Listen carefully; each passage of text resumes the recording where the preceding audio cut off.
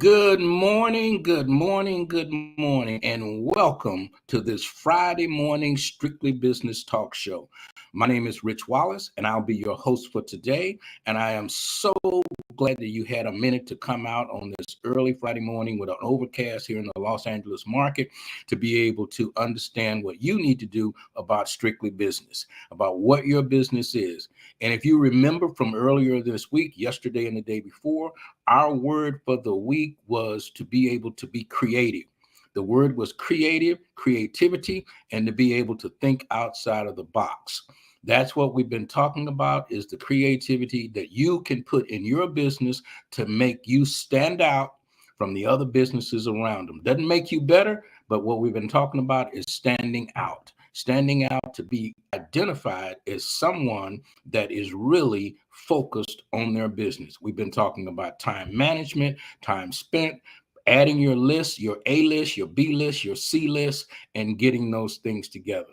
So I want to know if you can put it in the chat. Were you able to make your list to find out on Wednesday what you did on Tuesday? I know it was a short week. We had a holiday in here, but that is no excuse because most Strictly Business doesn't take holidays. This is Rich Wallace, and I appreciate you joining us. And I'm going to be right back after a short commercial break. Hi, I'm Shelly. What happened to my break? Oh. Hi, I'm Shelly, and I have a very important message for you. A message that might just change your life. During the COVID pandemic, approximately 41% of Black-owned businesses closed their doors. That's nearly 500,000 businesses across the country that no longer exist. Boom. Just like that, they are gone. But there is still hope. Saturday, June 11th at the Renaissance Long Beach Hotel, Edge TV Network is searching for Black business owners willing to share their story on the all-new TV show, Get Funded. Come and pitch your business. If you are a Black business owner or entrepreneur, if you have tried applying for business grants and business loans only to be turned down, or if you have the next great multi-million-dollar business idea but don't have the funds, we want to meet you. Learn more at edgetvnetwork.net. And that's where you can get funded on our new show called Get Funded. I have our guest today, Ms. Sharifa. Ask Sharifa. She is the program director and one of the great managers of Edge TV Network. And if you need some more information about that, go to edgetvnetwork.net. And I want to bring Ms. Sharifa on and introduce her to the audience so she can tell you about how to get funded. Good morning, Sharifa. That didn't work. Oh, there we go. Good morning, Sharifa. It's Friday and I'm pressing the wrong buttons, so y'all bear with me. Hello. Hello. Thank you for having me on the show this early Friday morning. Ms. Sharifa, we want to talk a little bit about our event coming up on June 11th, which is about a week away, next Saturday, in Long Beach at the Renaissance Hotel. Can you share a little bit of information on what the people are expecting to see? Absolutely. It's going to be a very exciting event. And it's an event where people, I believe, will have their lives changed in one way or another. There are so many phenomenal people that have come together to make this an exciting event. So it is a job fair. It is a business expo followed by a black tie awards dinner and gala. So we're going to get all dressed up. We're going to get all gussied up after helping the people. And that's what we do here at the Southern California Black Chamber of Commerce is we help people. So from 10 a.m. until 5 p.m., we're inviting the public out to the Renaissance Long Beach Hotel. So if they are looking for a job, there are companies that are looking to hire. But also if you're looking to change your life, if you're looking to be a business owner, if you're looking to be an entrepreneur, if you're looking to go into a different direction, we have companies that will help you literally change your life. Maybe there's a new business that you want to start. Maybe there's something that you want to do. They are there to help. We have the city of Long Beach who is coming out. They're talking about business licenses. So if you have any questions, you'll be able to ask the city of Long Beach in person about your licensing. We have the Long Beach Economic Development Department that is coming out. So if you want to know about grants and loans and how to really grow your business, the Long Beach Economic Development Department is coming out. And we definitely have to make sure that we thank all of our sponsors from Long Beach Transit, to Union Bank, to Farmers and Merchant Bank, to all of the vendors that come out to be able to help us to be able to serve the people. Now, one of the reasons I wanted to have a chapter here in Long Beach is that I saw that during the global pandemic, much of the government funding did not go to Black-owned businesses. In fact, statistics show that only 3% of funding went to minority-owned businesses. And that wasn't just Black people. That was any person that can be considered a minority. 3% of the funding went to them. Now, part of the reason why we didn't receive that funding wasn't, because the man was out to get us. And when I mean the man, I mean the powers that be. What I found that many of the businesses hadn't positioned themselves to receive the funding. When you've been in business for 20 plus years, but you don't have a bank account, or you've been operating your business, but you don't have an EIN number, or you haven't filed taxes in years, these companies and these individuals were unable to prove that they were an actual business, so they didn't receive any of the government funding. So one of the things that I've always said is do not face the unknown alone. That's the Al Sharifa motto. Do not face the unknown alone. And I've been online in some form or fashion since 1994. The Southern California Black Chamber of Commerce has been around since 1993. So we have the resources, we have the information to help and assist people to become successful. And that's what we're going to do on June 11th. Now, also as a part of that, one of the things that we saw was that, businesses, people always talk about grants. Oh, we'll go get this grant, go get that grant. And they make it like it's just super easy to walk up and you'll get this $25,000 check. But there are certain requirements and certain guidelines that have to be met. And all of these businesses aren't able to meet it. Loans, requirements that you have to meet. So what we did is we brought together the show Get Funded, and we're going to be interviewing people on June 11th and finding out their story and going out and looking for funds on behalf of these individuals. Well, one of the things that we have noticed at the Chamber is what you were saying earlier, is that people have not prepared themselves to get funded or to get the grants or to get the loans or even to manage their business the proper way. I say a lot of times that minority businesses started because someone lost their job and they figured out that they could do something and they started doing it, and it turned into a business. But it's not a business if the back door is wide open and you don't have the proper things that you need to translate into mainstream America. So one of the things that the Chamber has been trying to do, and we're looking at doing this with our talk show Strictly Business and at Sharifa and other platforms that the Chamber has been creating through edgetvnetwork.net, that we will be able to help folks. But I'm often challenged with why minorities don't necessarily ask for the help in the beginning or put themselves in a position to get help. A lot of times small businesses or business people will start a business with the expectation that they don't have to work as much, or they don't have to go in every day. I have my own business. I can work when I get ready. I don't have this to worry about. I don't have a boss. But when you're in business for yourself, the public is your boss. And the public is hard. They judge hard. Their expectations of a minority business is higher than it is of a mainstream business.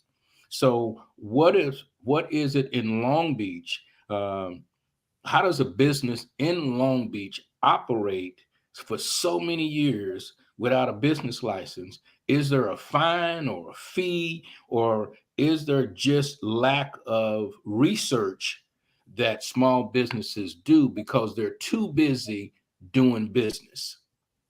I think that's part of it, Mr. Wallace. But my analysis comes down to this. It reminds me exactly of that story of the elephant, right? So when the elephant is first born and small, you take that elephant and you tie that rope around its leg and you tell that elephant, it can't go anywhere. And so it tugs and it pulls and it tries its best to get that stake out of the ground so it can go and it can go and it can be free. At some point in time, the elephant literally gives up. He stops trying to get away. He stops trying to get that stake out of the ground. And so as he grows, his mentality and his mind is, no matter how much I pull, no matter how much I struggle, no matter how much I work, that stake is not going to come out of the ground. And so that's how you can take a huge elephant and you can tie them up to the smallest stake, because it's not a physical thing. It's a mental thing. And what people are doing, I have a panel on June 10th, actually, and it's about racism in America that I'm speaking on. And we did this panel 2 years ago after the George Floyd tragedy, because all of a sudden all the minority people wanted to talk and they wanted to have conversations. So they're following up 2 years later to see what has changed in America. And so going back to the elephant and tying that in business, for years, because of systematic racism, we've been tied to that pole. Every time we try to create a business, it was burned down. Look at what happened to Black Wall Street. Look at all of our communities and all our cities where we try to create businesses. And so what's in our DNA, when people talk about racism now, there's a undercurrent where people say, oh, that was, hundreds and hundreds of years ago. Nobody alive now is going through these tragedies, but that is what it runs through our veins. It runs through our DNA. So anytime we think about doing a business, it's not about, is that somewhere someone tried to start that business and for whatever reason, it doesn't work. I'll give you a statistic that most people don't realize. Most businesses fail within the first 2 to 5 years. The number one reason most businesses fail within 2 to 5 years is that those businesses do not have enough money in the war chest. Large corporations have a war chest. There is money that is set aside for legal. Anytime somebody tries to sue them, there's money set aside for marketing. Geico, the insurance company Geico, is one of the people who spends the most on advertising. They spend roughly about $15 million in just online advertising per month. So say you're the little small business owner. Now you're trying to stay in business and you're trying to compete with Geico and you have $13 in the bank. How are you going to compete? Most of those businesses fail because they do not have enough money in the bank, period. And so if you're somebody who says, I want to start in business and you have $50 in the bank, your success level is dramatically reduced. What should happen is when you start a business, you should have enough money in the bank to sustain you for at least 2 years, whether or not you make a dime. Now, Ms. Sharifa, I'm going to ask Sharifa this. Okay. A good portion of minority businesses do not have the revenue, as you said, to be able to withstand, to pay themselves, to pay their rent through the next year or 2 years. So I still want to start a business. I still have a dream. I still have a passion. And because of passion and dream, people start anyway because they may call the chamber or another organization that's giving them the statistics of how much money they need. Oh, you're just hating on me, because I believe that if I get a nonprofit, I'm going to get $20,000 from XYZ. I believe that if I have a for-profit, everybody's going to come in here and buy my sweet potato pies because they're the best pie in town. So you're telling me that I need some more money, but I make the best pies. All I need is 20 pies and $100 will make me 20 pies. And those 20 pies will produce this and produce that. So we've been talking this week about creativity, being more creative because you don't have money. So you have to think outside of the box on how or what is the best way to spend the money that I do have, because I'm going to start my business anyway, because God told me that I should be doing this, and I'm going to do this. And I know from the basic of the religious community that, I have a vision and God will provide the provision and this and all of these different things. But is there and I say this all the time, there's a thin line between faith and foolishness.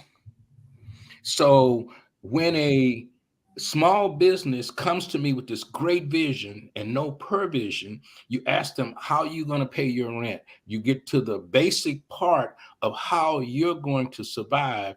And if I got this massive vision about what I can do and what I can't do, then I'm listening, but I'm really, really not listening. And how do you get that? I want you to take this question because I'm going to take a break here, a short break for 30 seconds, and we'll come right back. Hi, we're the San Bernardino Juneteenth Committee. Inviting you and your family out Saturday, June 18th at San Bernardino Valley College from 12 p.m. to 6. It's a celebration! This celebration will be a fun family experience. Our goal is to uplift, educate while having fun. Tell all your family members and friends. There will be activities like Kid Zone, Domino Tournament, speakers, Vendors, free resources, Art Walk, many educational seminars, live entertainment. We hope to see you there for the celebration of freedom!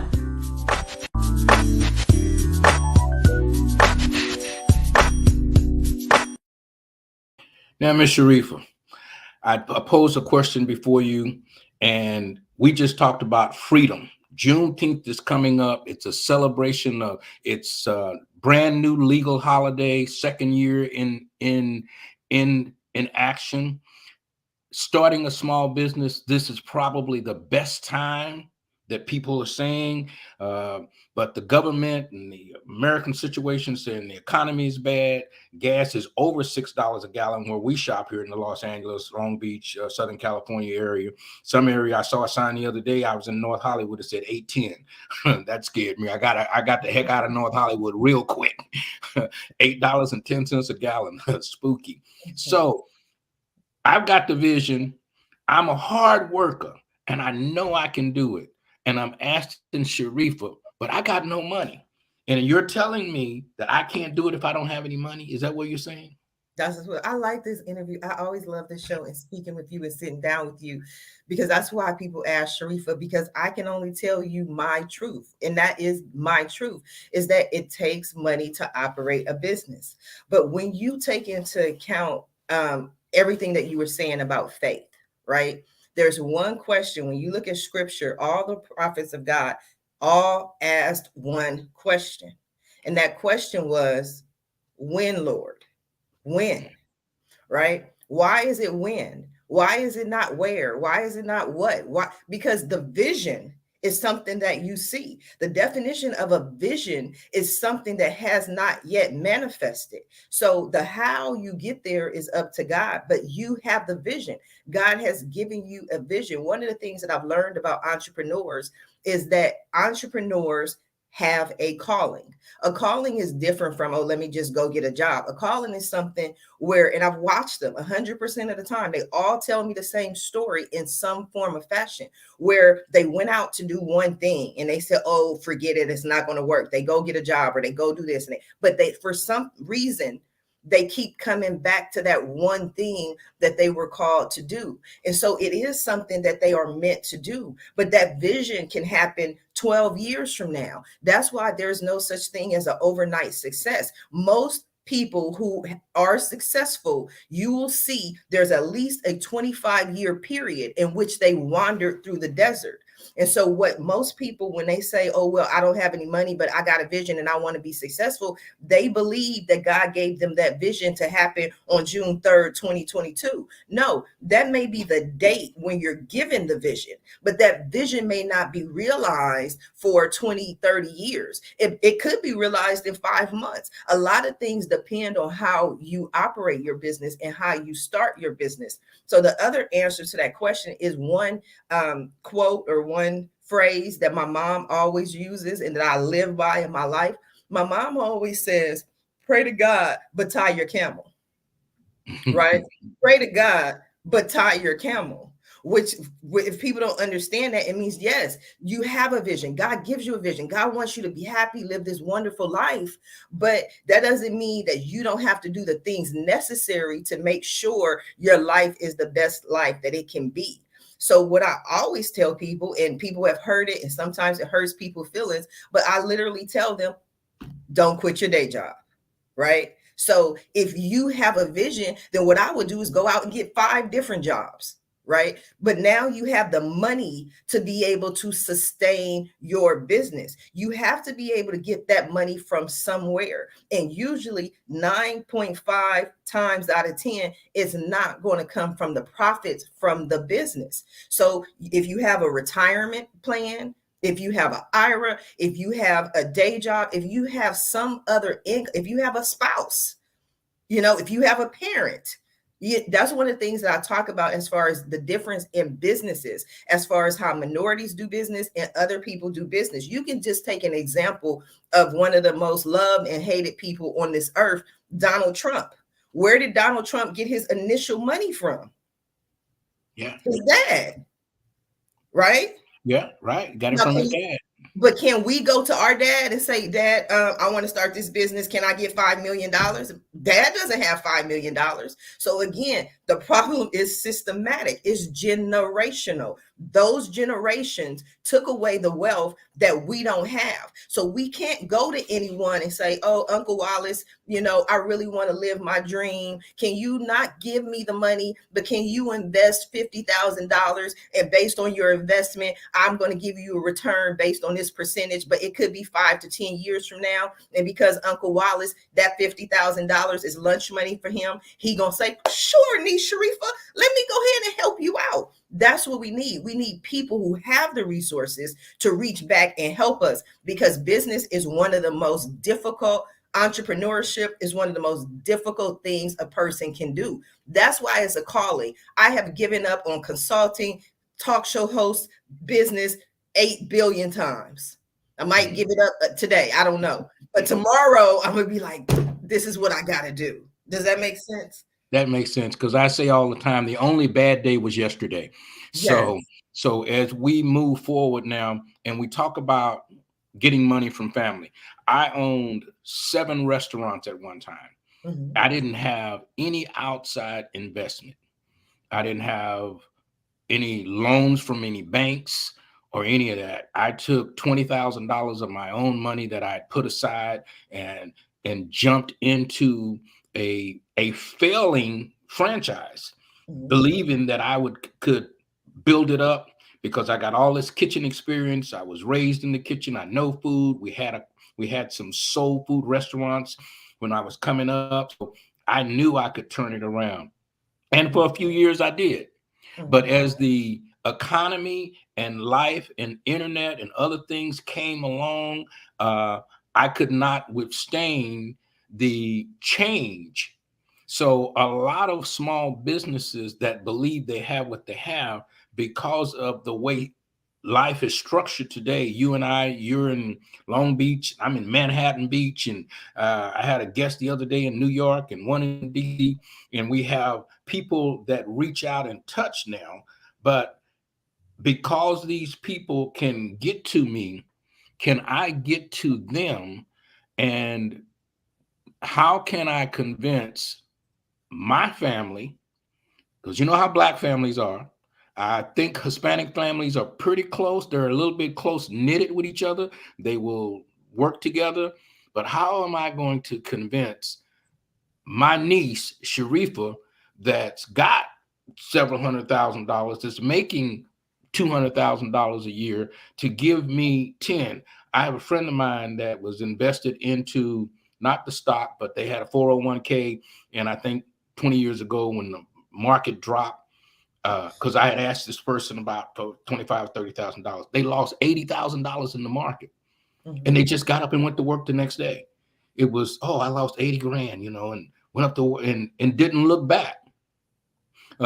So, and I guess is the word trust, or is the word, what is it that we don't have as a people, speaking about the Black community, to be able to trust or believe in others that they have mega churches. Mega churches are built off of numbers.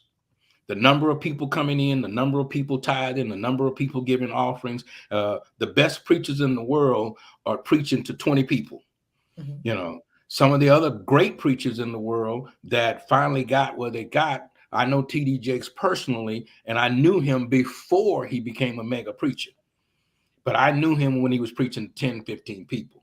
So how is it that a minister or others can get groups of people to invest into the church or that community with just one book, the Bible? Okay, that's like 3 questions in one. Well, Okay. let's just ask Sharifa. So when I see that, I got a ton of questions to ask Sharifa that I need the answers to. Okay, I'm gonna answer them like separately because there are multiple questions. Because first we was over here with the how do I get the uncle to trust, and now we went over to the church. So the trust, this is the thing. This is what people don't understand. It's not about trust. It's not about faith. You have to go to the root of the problem, and again, circle back and not forget, because that's what happens. You know, I need a T-shirt. Can we get a T-shirt that says "Don't forget"? Don't forget about the generational wealth. So again, if you have one group of people who has a wealth pool of say $80 million, right? If you have a wealth pool, a group of people who have $8,000, or no, let me change that to $80,000. The wealth pool with $80 million is going to need less convincing than the group with 80,000 because they have less. So it's going to take more for them to give up what they have. The other aspect of that is that 80,000 group, they may be what is considered new money.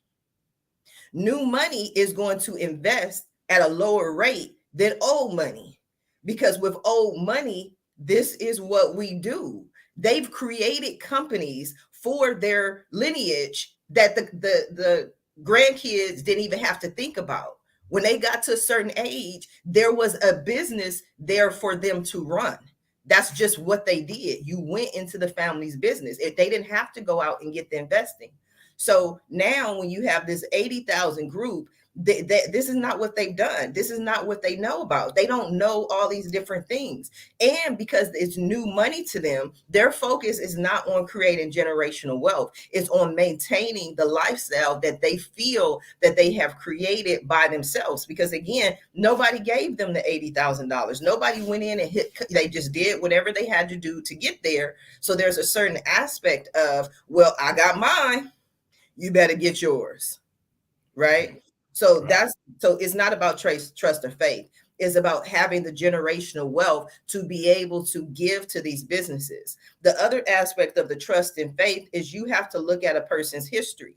So often we go to Uncle Wallace and say, Uncle Wallace, I have a vision. God gave me a vision. And can I have $50,000? Okay, but what's behind that vision, right? Did you create a business plan for that business? Do you have any idea on what an ROI is? They're like, a what, Uncle Wallace? How am I going to get my money back? Right? That's the number one question any investor, black, white, or indifferent, wants to know. How am I going to get my money back? And how is this business going to make money? And what differentiates this business from any other business? And that needs to be on a written, documented plan. So before you ask anybody for money, unless it's basically a gift, a grant, something that somebody gives you, if people are investing or loaning a person money, they want to know how they're going to get their money back. And back to the churches, I don't know T.D. Jakes personally, never met him, never had the same air as this man has. But I'm 46 years old. I've watched his trajectory. I've watched him grow into what I see him as today. And one of the things that makes him stand out is he's very inspirational. He can motivate somebody. When you're in a room with him in his presence, the awe changes your life. And so that's something that's in somebody who has that energy, that motivational spirit, they're going to rise to the top eventually. So it's not just about, okay, this person is a pastor. How do we get money for the church? It's about the message. It's about the individual. And anybody like that, at some point in time, people will resonate with them. 25 years later, they're a household name. Now, you mentioned history a little while ago. I had a gentleman on from 1-800-UNITE US the other day, and he shared some historical stuff about Black America, Black businesses. Is it that the millenniums, the whatever they're calling the young people today, is it that, because I have one of those, my young son is, and he's had a tremendous life so far. He's worked in White House administrations. He's done this. He's done really, really well with what he's doing. But he doesn't see the history of all of this suffering of his older brothers even that have gone through that will allow him to be able to be where he is. He just thinks graduating from college, he's smart, he's in the right place, I'm the stuff. But the historical part are and this is the question that I'm asking Sharifa, is that do we as the 40, 50, 60-year-old people need to emphasize more history to our young people so they're understanding? Because sometimes, and we have a school for young people, and they say, oh, it don't work like that anymore. You know, that's just old. That yeah, it happened then, but that's not going to happen anymore. But we are, and I look at it, we're not slaves today in the same sense that we were 100 years ago, but the slavery is still continuing to go on because my hands are shackled, because I can't do this, because my generational wealth was destroyed by your grandparents. So I have to start over. And we have a tremendous amount of rich Black people, very rich, some wealthy.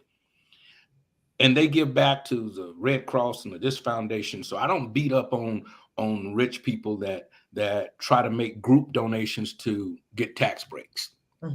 But how do we, Ashton Sharifa, how do we get the LL Cool J's of the world and the other ones to really, really support minority businesses?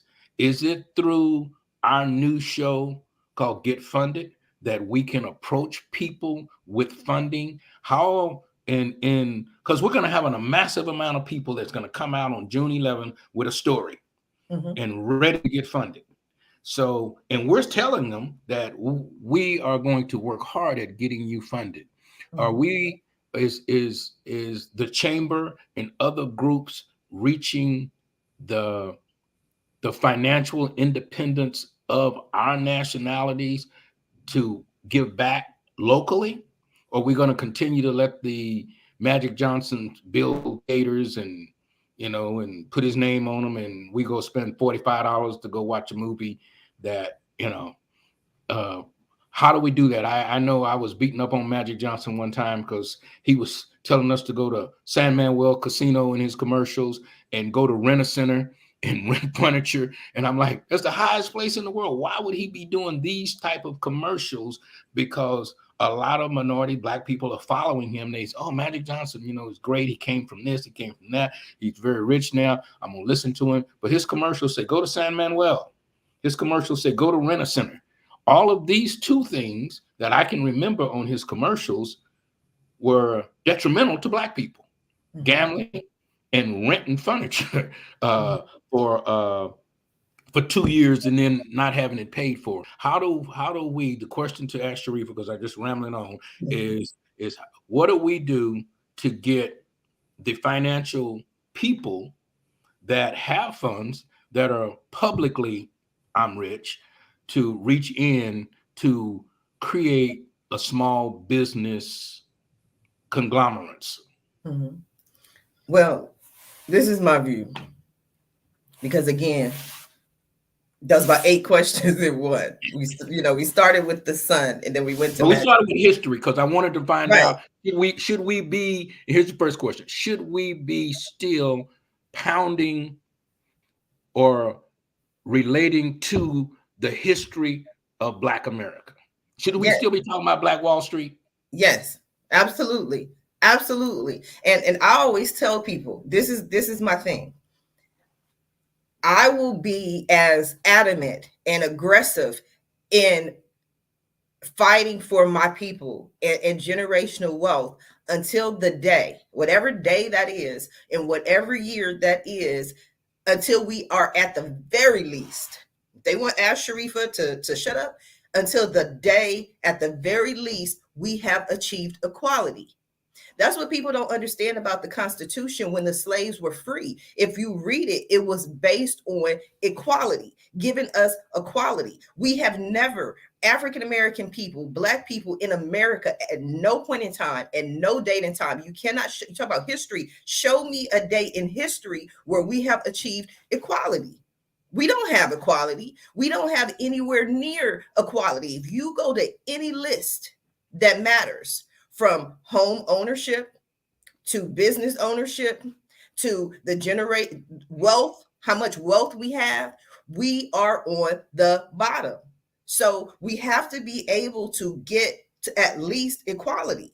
But you can't, if you go to the doctor, Mr. Wallace, and you tell that doctor you have a headache, something, my brain is hurting, what is he going to ask you? Well, what happened prior to your head hurting? That's what we call history. That's the history of how you got from feeling wonderful and jolly and healthy to my head is pounding.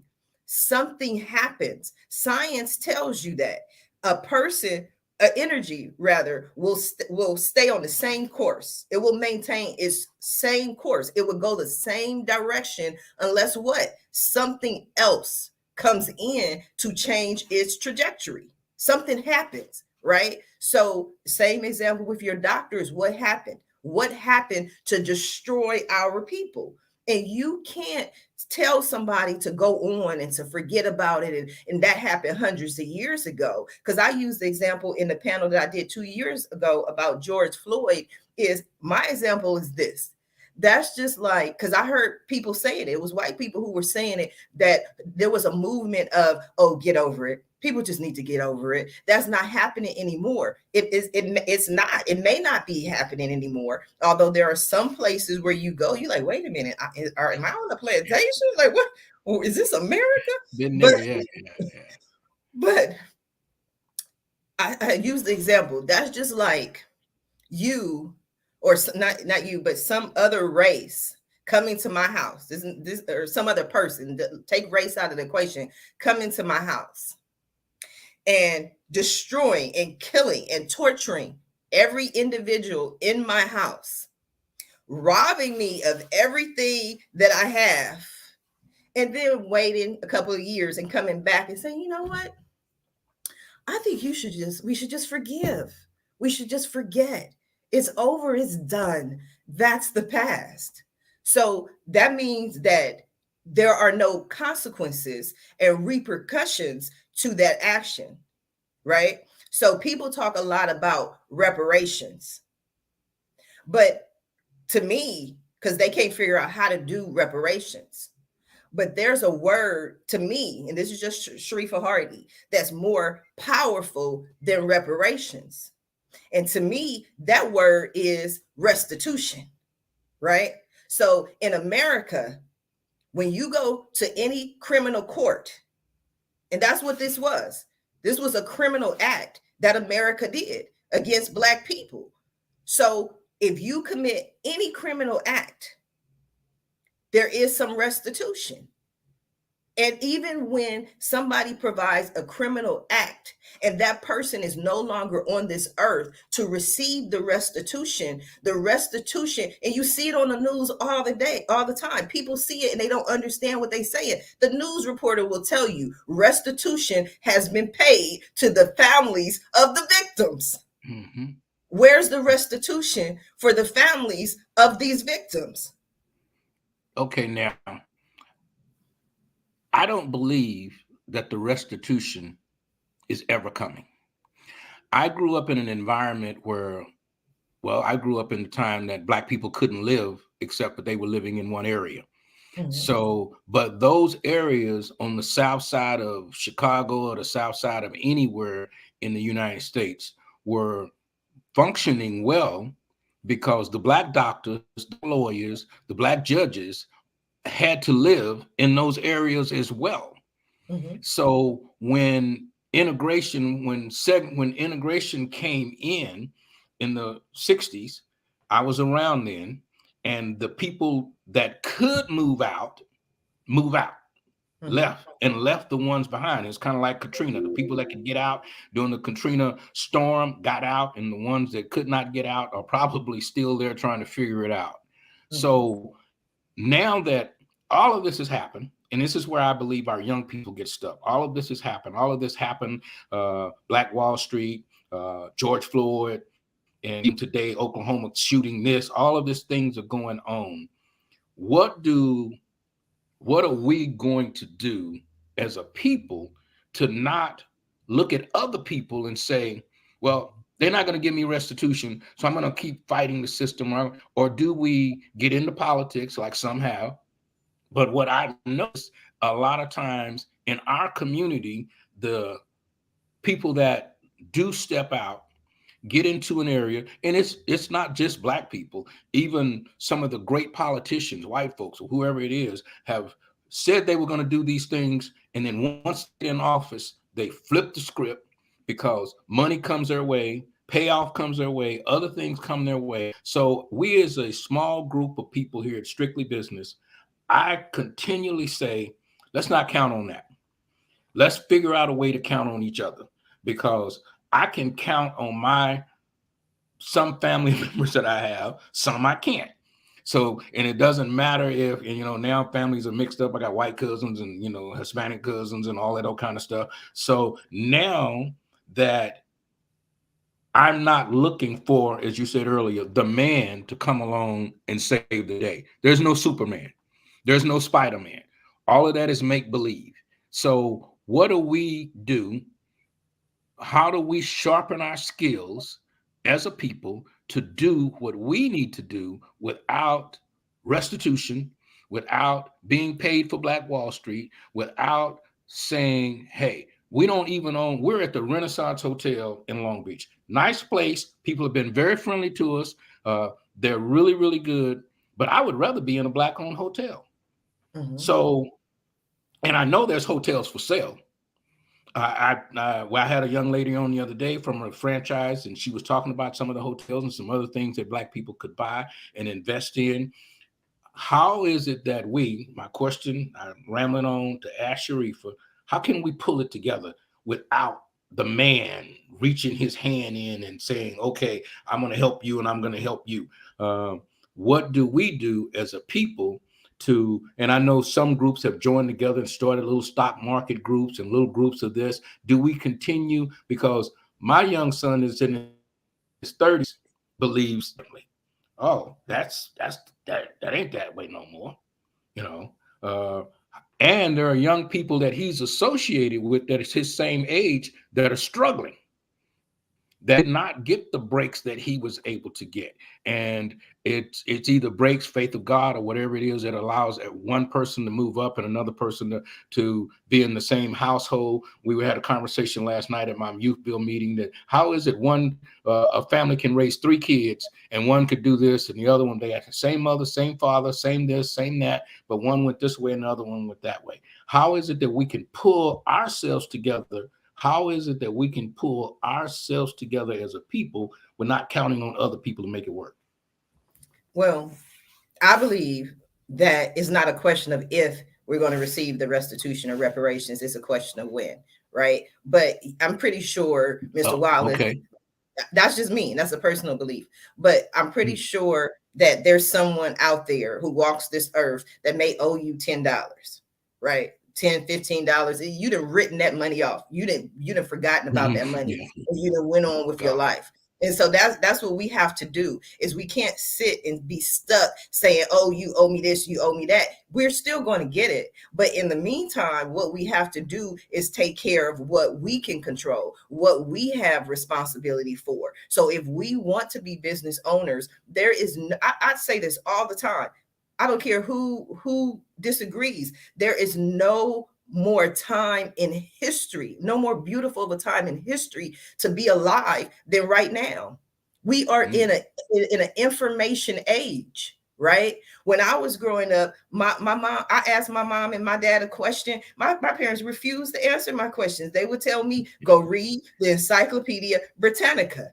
So if I wanted to know, I had to read these little books about different things, but they didn't contain all the information. They didn't contain different opinions and comments and thoughts, and somebody's pro it for it, somebody's against it, and you get all this information. That's what we have with technology. That's what we have with Google. There is nothing you cannot Google right now. If you want to learn anything, there's somebody who has done it. My son, when he was initially in college, he wanted to be a litigator. He wanted to go out and be a lawyer and change the world. He said, Mom, do you think I can do this? I said, son, this is what you got to do. This is my philosophy, how I raise my kids. Go to Google. I ask Google everything. That's my go to Google and Google how many people have done what you want to do. If I want to be a talk show host, how many has anybody ever been a talk show host in history? Okay, so if you have talk show hosts, if you have litigators, why not you? Why can't you? What's stopping you? And that's where a lot of people go wrong. They don't figure out the blockage between where they are and where they want to be. Once you figure that out, then you attack that animal, that problem, that situation to get you to where you want to be. And if somebody else has done it, why can't you do it? Right? So back to the hotel and the Black-owned hotel, is not because we can't do it. It's because we haven't done it. And some point in time, there is somebody, or we haven't done it at a large scale. Let me correct that, because there are Black-owned hotels across the nation. They may not be in Long Beach, but now guess what? We went to the Renaissance Hotel, and it's not about the Renaissance per se, because like you said, they've been wonderful. But we say, you know what? We did this whole event. Why don't we get us a hotel? And so next year, when we want to do this hotel, do this event, we can do it at our own hotel. We can sell the room rates. The thing about it is everything right now, I've said this post on social media as well. The person, I'm like, oh, thank you, Lord, for making this person just alive and breathing, because they changed my world. And somebody told me their name once. I Googled it. But the person who made copy and paste, I'm like, copy and paste? You can copy and paste any business model. It's just a hotel. What do hotels do? You go to sleep in a hotel, you wake up, you get a little bit of breakfast. It's not too deep. It's not rocket science. Right. A bank, you can get a bank for about 50,000. It's just taking that step for us to do it. And so as far as the young people, you have a whole lot of issues that are coming into place right now. One of the things that we've seen with the younger generation, and it's gotten worse I won't say worse, it's changed as a result of COVID. The world went into, because we always adjust. God adjusts us. We go left, we go wrong. God come back over here. We've in history, in America, what do we talk about? The almighty dollar. Everything is about the almighty dollar. We don't care if you have to work 16-hour days with a 4-hour commute. It don't matter. You got to get that check. So COVID forced people to go back home. You have more people who are having Sunday dinner, sitting down at the table together. You have more people who are having phone calls, reaching out. Oh, Mr. Wallace, I just called you to see if you were okay. Right? So we are putting people first. And so that's an adjustment that our young people have to go through, is that they're more family oriented. They're more quality of life than we've ever been. Quality of life wasn't important to us. The only thing that mattered is the check, because I have to feed my family. Then you have inflation. You have this fear that COVID created. So these all things are mental health issues. Mental health is at its highest. You see, Master P just lost his daughter. God rest her soul. You have beautiful models, and forgive me, I forget her name, the contestant who was Miss America or Miss Universe or something, 30-year-old Black news reporter committed suicide by jumping off of a building. It's the stress and the pressure that we're under in today's society. And so if we go back to, okay, well, as a family, how do we survive? You mentioned the church. One of the things that people don't acknowledge is tithing initially was not dollars and cents. The whole point of tithing was that we come together as a community. I got bread. I'm a bread maker, right? But I don't have any meat. I want me a steak sandwich. Mr. Wallace has him some steak over there. Now, if I take some of his steak and I put it together with my bread, now I have a sandwich, right? Just like when I see people auto tithe. To me, auto tithing is the most disrespectful thing that you're doing, because you don't even notice and you don't even feel the money leaving your bank account. It's just, I pay my tithes and that's it. But how do we reach out and really help people? And that's by coming together to get that hotel. How much is the hotel? See, I would start there. How much does the hotel cost? Right? And then you go to the people and say, look, it's $100,000. I got 50,000. Can you get 10,000? Does he have 25,000? Now we have a hotel. And to me, that's how we have to change. It's not just about working together, because in order to destroy us, they put out the lie that Black people can't work together. It's just that we have less resources as a people. So it's going to take adjustment. And because of systematic racism, wealth is a mindset. We have to change our mindset and our mentality to a wealth mindset.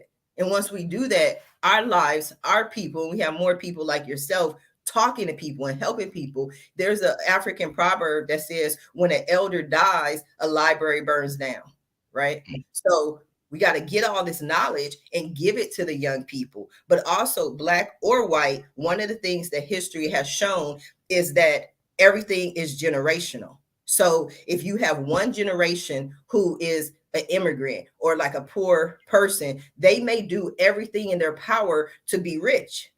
They get to become rich. Their children don't have those same struggles. So they're not forced through necessity, through life, to struggle. Struggle is everything in life. It goes through struggle. You don't think so? Try having a baby. I'm not going to try that. But you see it, you know it. It's a painful process. I don't even want to be in the room when that happens to someone else. So but I want to spin back real quick and give a real short story. You mentioned that when you were asking questions to your parents and they said, go read a book, look it up, that kind of thing. A few months back, I was doing some work in the garage and we have an old set of encyclopedias, and one fell off the shelf and hit my foot and actually broke 2 bones. Oh, wow. I had to go to the doctor. I had this whole thing on my foot. We went through this whole process. After I was able to move around a little bit, I went over to my school, and we have this school for young people called Youth Build. We take in young people from 16 to 24 to get the high school diploma. So the kids in the room, they say, Mr. Wallace, what happened to your foot? I said, well, I dropped a book on it. They go, what kind of book was that? I said, it was an encyclopedia. One of the other kids go, well, what is that? I said, well, it's an encyclopedia. And they go, well, what is that, Mr. Wallace? Well, we don't know what that is. And I'm now wrestling in my mind trying to explain to these 20-year-olds what an encyclopedia is. And so I said, well, it's kind of Wikipedia in a book format. Right. They go, oh, okay. So the next few days, I brought the whole set in, because, we don't throw away anything, from A all the way to Z. And the heavy, thick books, and I brought them in and showed them to them. And for days, they went flipping these pages, looking up stuff. and then comparing it with their phone. And finally, after a few days or a week or so, they said, well, this is a waste of time. These books are crazy. This is all y'all had? I said, well, yeah, this was how we looked up information. And in 99% of all homes, there was a set of encyclopedias. Right. Because there used to be a sales guy walking around selling these encyclopedias and making this thing happen. And I thought that was just an amazing thing. So I have a 10-key big calculator. I teach the business class. I brought this calculator in, adding machine, not a calculator, an adding machine. And they had not literally ever seen an adding machine.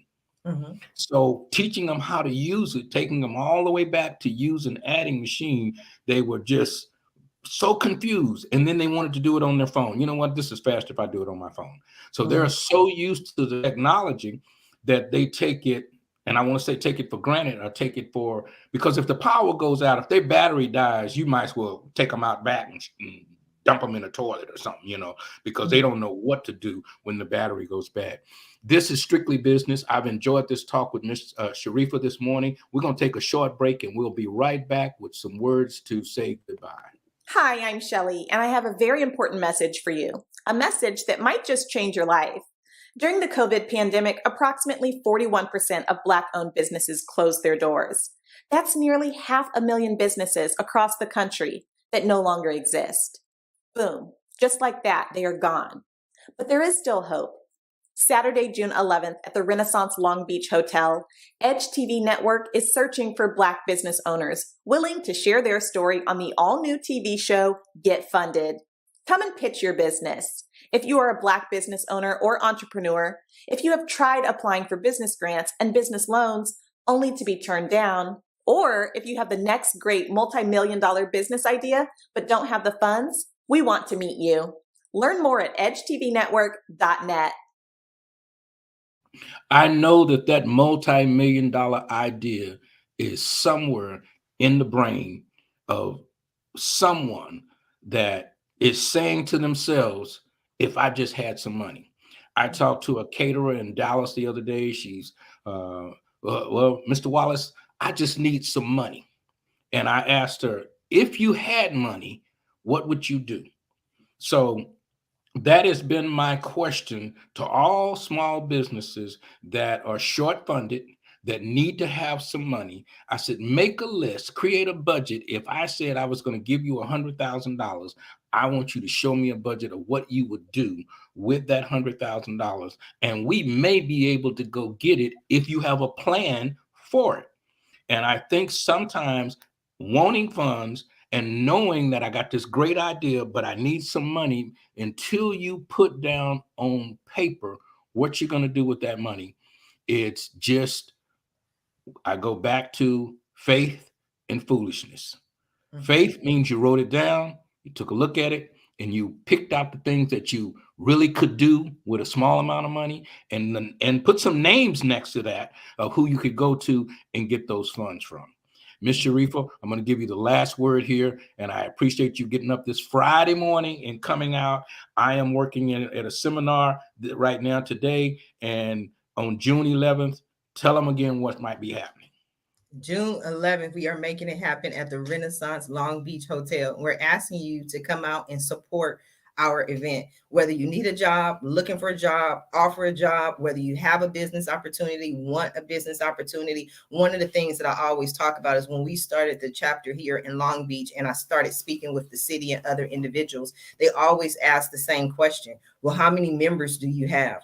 And we have strength in numbers. There is strength in numbers, because it's not just about me and what I want, is this is what we want. So we need you to come out and support this event and show your presence. So when we do this event next year in our annual event, we can say, look how many people showed up to support our event on June 11th in 2022. And next year and this year, we're expecting more. So come out and support the June 11th Job Fair and Business Expo, followed by a Black Tie Awards dinner. We're giving awards. We're installing the board.